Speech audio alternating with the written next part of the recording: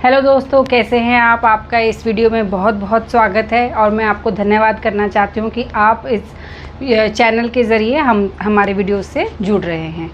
दोस्तों, आप में से किसी न किसी ने अब तक यूरिक एसिड की जांच अपनी ज़रूर कराई होगी और आप में से कई लोगों का यूरिक एसिड बढ़ा हुआ भी आया होगा।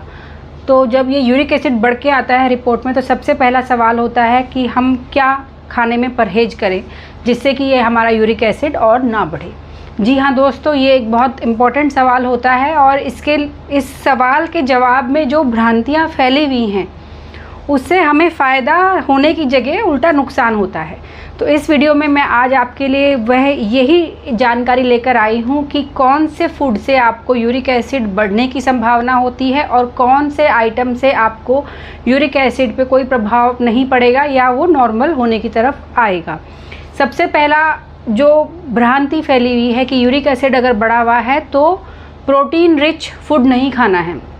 दोस्तों, ये बात ठीक है कि प्रोटीन रिच फूड नहीं खाना है, पर वो प्रोटीन कहाँ से आनी चाहिए, वो एनिमल प्रोटीन का होना चाहिए। जैसे जो रेड मीट होता है या लिवर होता है, पॉर्क वगैरह जो चीज़ें होती हैं, जो आपके बिल्कुल ताज़ा मीट से जो आता है उससे आपका यूरिक एसिड बढ़ेगा, तो उसको तो आपको अवॉइड करना है। इसके अलावा एग जो होता है, हालांकि उसमें प्रोटीन बहुत होती है पर उसमें प्यूरिन की मात्रा नहीं होती ज़्यादा, इसलिए एग खाने से यूरिक एसिड नहीं बढ़ता, बल्कि एग एक अच्छा सोर्स ऑफ प्रोटीन है उन लोगों के लिए जिनका यूरिक एसिड बढ़ा हुआ है।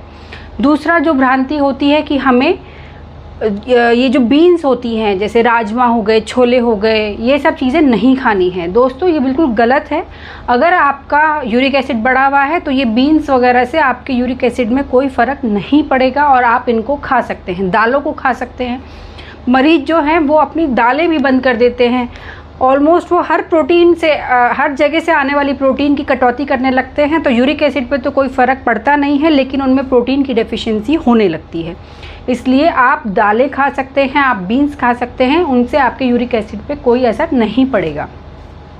तीसरा चीज़ जो होता है दूध, मिल्क और मिल्क प्रोडक्ट्स। तो जी हाँ दोस्तों, मिल्क और मिल्क प्रोडक्ट्स आपका अगर यूरिक एसिड बढ़ा हुआ है तो ये आपको फ़ायदा करेगा। जो मिल्क में और मिल्क प्रोडक्ट में जो प्रोटीन होती है केसीन, उसके इस्तेमाल से जब आप उसे खाते हैं, उसका सेवन करते हैं, तो आपका जो किडनी की जो क्षमता है यूरिक एसिड को बाहर निकालने की, वह बढ़ जाती है। तो अगर आपका यूरिक एसिड बढ़ा हुआ है तो आप दूध या दूध से बने प्रोडक्ट जैसे दही हो गया या पनीर हो गया या चीज़ हो गया, इन सब को आप सेवन ज़रूर कर सकते हैं और आपको उससे सेवन करके लाभ मिलेगा। लेकिन आपको ख्याल ये रखना है कि ये जो आप मिल्क और मिल्क प्रोडक्ट ले रहे हैं ये आपका लो फैट होना चाहिए। स्किम्ड मिल्क अगर आप ले सकते हैं तो बहुत बढ़िया।